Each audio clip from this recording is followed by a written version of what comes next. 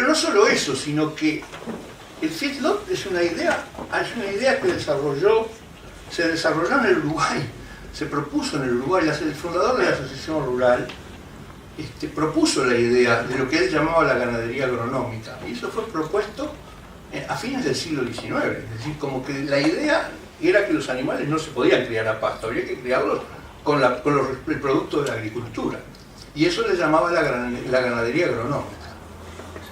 Y bueno, sin embargo, el feedlot se introdujo en Estados Unidos hacia mitad del siglo pasado, y ahora es una realidad. Pero no termina el feedlot, el problema de la carne natural criada a pasto y yo qué sé cuánto. Porque ahora hay una amenaza nueva, que es la carne sintética. Es decir, la carne sintética es uno de mis temas favoritos para hablar. Y yo tengo una gráfica que pongo los distintos precios que se publican de la carne sintética, ¿no? La carne sintética, uno de los primeros datos que se publicaron hacia, digamos, 2010, la carne costaba algo así como $300.000 el kilo.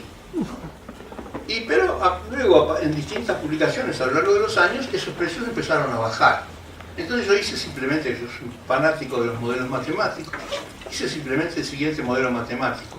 ¿Y qué pasa si la tecnología de la carne sintética se desarrolla a la misma velocidad que se desarrolló la electrónica? Es decir, duplicando sus posibilidades cada 18 meses. O sea, bajando el precio a la mitad cada 18 meses. Si hacen esa simple extrapolación de los números publicados, entonces resulta que, casualmente, para el 2030, la carne sintética debería costar lo mismo que la carne natural, es decir, del orden de $4 o $5 el kilo. De modo que no es solo el feedlot lo que amenaza a la carne natural de pasto, criada felizmente en el campo, sino que tenemos otra amenaza muy grande. Del mismo modo que la celulosa está amenazada, es decir, ¿qué están haciendo todos los países del mundo y todos los sistemas del mundo sin intentar eliminar el papel por todos los medios? ¿Sí? ¿Qué está pasando con los diarios? ¿Qué está pasando con las revistas? ¿Qué está pasando con los libros? ¿Qué está pasando con los expedientes? ¿No? Es decir, todos los medios de almacenamiento están violentamente o rápidamente pasando a ser electrónicos. De modo que, ¿qué porvenir tiene la celulosa?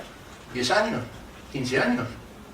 Por algo, UPM2 dice claramente en una de sus condiciones: después que hagan el ferrocarril, después que tengan esto, que hagan el puerto, que hagan esto, vamos a ver si invertimos. Yo creo que lo que están preocupados es qué tanto importa el mercado de la celulosa en el 2020. Sabemos que de repente tal vez hay problemas para el 2030. Bueno, de modo que la alternativa es enfrentarnos a que va a haber un segundo cambio disruptivo relativamente próximo, y que además tenemos que virar del Uruguay natural al Uruguay tecnológico a toda velocidad, y que posiblemente eso está tan cerca como el 2030. Es decir, que estamos ahí, ¿no? Estamos a poquísimos años de todo esto. Bueno, ahora pasamos al tercer y último tema de lo que voy a decir. ¿En qué condiciones estamos para enfrentar esto? El Uruguay está bien posicionado para el Uruguay tecnológico, pero tiene algunas amenazas. Está bien posicionado porque, como yo se digo acá, estamos muy bien en lo que tiene que ver con las TICs y con la carretera de información. Es decir, estamos realmente muy bien. Es decir, eso no es publicidad de Antel ni es publicidad del gobierno. Eso es así, es una realidad. Y basta salir a cualquier otro lado e intentar usar el Wi-Fi en algo y lo ven, ¿no? Es decir, acá en todos lados existe acceso a Internet. Pero también tenemos un sector de la informática bastante importante, es decir, ese lo conozco o lo conocía bastante bien. Y el sector de la informática tiene una buena noticia y una mala noticia, como siempre. La buena noticia es que hay pleno empleo, ¿no? Es decir, se dice, mire qué fantástico, este sector no tiene desocupación, es decir, todos los ingenieros, todos los técnicos en informática encuentran trabajo. Entonces, ¿cuál es la mala noticia? Eso, señores, tenemos pleno empleo. Es decir, la buena y la mala noticia, como la realidad suele ser dialéctica, coinciden. Es decir, es una buena noticia que tengamos pleno empleo, pero es una mala noticia porque quiere decir que es lo que está impidiendo que crezcamos. Es decir, no hay prácticamente límite. El Uruguay podría seguir exportando. En este momento, no sé, debe estar no sé cuánto está el PBI del sector. 300 millones, no anda por los 300 millones de dólares.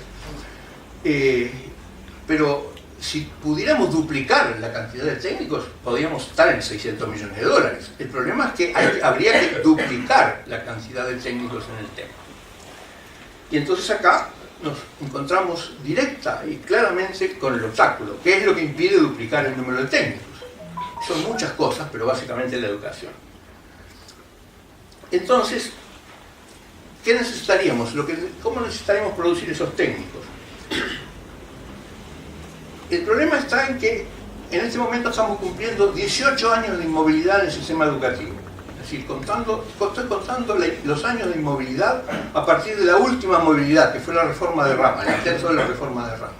Es decir, eso precisamente en el 2000, el gobierno de Valle le puso la tranca y de ahí para adelante el Frente se siguió atrancando y sigue atracando. Es decir, tenemos 18 años de atraso de no renovar el sistema educativo. Es decir, que es casi una generación. Es decir, esa generación que nos está faltando, esa cantidad de técnicos que nos están faltando en el sector de las TICs para poder desarrollar ese sector, que sí es un sector tecnológico y es un sector de la sociedad del conocimiento, de la sociedad de la información. Ese sector está atracado por la educación. Está atracado por la educación. Y está atracado por la educación por varios motivos. Es decir, por ejemplo, uno de los motivos es que nuestros sistemas educativos resisten a abandonar la idea del siglo XIX. El siglo XIX concebió la educación de la única manera que lo podía concebir, como una fábrica, ¿no? Es decir, si queremos producir egresados, vamos a producirlos igual que como producimos las máquinas, los autos y todas las demás cosas. Es decir, una cadena de montaje en la que empiezan todos a la misma edad, todos hacen lo mismo, todos estudian las mismas cosas y todos salen al mismo tiempo. Ese sistema de fábrica ya no existe ni siquiera para la producción. Es decir, en la economía el sistema de fábrica es cada vez más obsoleto. Sin embargo, la mayoría de los sistemas educativos siguen aferrados al sistema de fábrica y eso hay que romperlo claramente. Bien, pero hay números más espeluznantes en el Uruguay sobre este tema. Uno de los indicadores que a mí me gustó investigar es la relación de aspirantes a abogados con aspirantes a ingenieros. Ahora van a ver por qué elijo esta relación. Es decir, esto lo que estoy diciendo, bueno, si tuviéramos más ingenieros, eso sería un buen indicador para que pueda progresar el sistema, las TICs y los sectores de la economía del conocimiento. Bueno, la relación, por supuesto, hay muchos más aspirantes a abogados que aspirantes a ingenieros. Eso no cabe ninguna duda. Pero es cierto que la relación crece. Es decir, la relación entre ingenieros sobre abogados está aumentando. Pero está aumentando al 3%. Es decir, quiere decir que para el 2030 va a haber la mitad de los aspirantes, la mitad de aspirantes a ingenieros que de abogados. Para el 2030. Es decir, que nuestro país va a seguir produciendo una tonelada de abogados en lugar de los ingenieros que estamos necesitando. Y no estoy defendiendo mi profesión, estoy defendiendo, este es un punto crítico para el Uruguay tecnológico y en particular para el Uruguay de la economía del conocimiento. Entonces, se me plantea, y esto es la última reflexión que quiero hacer es, bueno, ¿y por qué? ¿Por qué la gente estudia abogacía y no ingeniería? Cuando digo ingeniería me refiero a todas las ingenierías, ingeniería química, ¿no? Todas las ingenierías. ¿Por qué la gente estudia abogacía y no ingeniería? Y yo elegí esa comparación en dos extremos porque abogacía tiene una peculiaridad absolutamente única. Es la única que no tiene matemáticas. Es la única que no tiene matemáticas. Entonces, ¿qué es lo que quiere decir? Quiere decir que una pésima enseñanza en la matemática es la que está volcando una cantidad de gente hacia la abogacía, porque decir, mira, voy a estudiar esto que es lo único que no tiene matemática, todo lo demás tiene matemática. Es decir, que el cuello de botella más increíble para frenar el progreso en nuestro país es la enseñanza de la matemática, y por extensión la enseñanza de la ciencia, porque detrás de la matemática están todas las ciencias, y todas las ciencias necesitan de la matemática. De modo que el problema es muy simple. Necesitamos romper con 18 años de no modificación del sistema educativo, y la clave está en la matemática y en las ciencias. Eso es lo principal que habría que romper, porque es ahí donde está ocurriendo lo peor de todas estas cosas. Bueno, como siempre, digo, voy a hablar de